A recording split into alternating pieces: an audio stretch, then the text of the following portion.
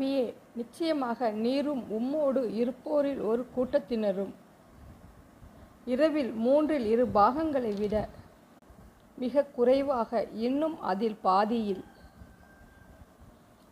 அதில் மூன்றில் ஒரு பாகம் நேரத்தில் இரவு தொழுகைக்காக நிற்கிறீர்கள் என்பதை நிச்சயமாக உமது இரட்சகன் அறிவான். இன்னும் இரவையும் பகலையும் அல்லாஹுதான் நிர்ணயம் செய்து அதன் நேரங்களை அளவாக அமைத்துள்ளான். நீங்கள் அதனை சரிவர கணக்கிடவே முடியாதென்பதை அவன் அறிந்துள்ளான். ஆகவே உங்களை அவன் மன்னித்து விட்டான்.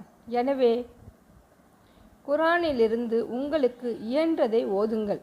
ஏனென்றால் உங்களில் இரவு வணக்கத்தை விட்டும் அனுமதி பெறும் நோயாளிகளுக்கும் அல்லாஹுவின் பேரருளை தேடியவர்களாக பூமியில் பிரயாணம் செய்யும் வேறு சிலர்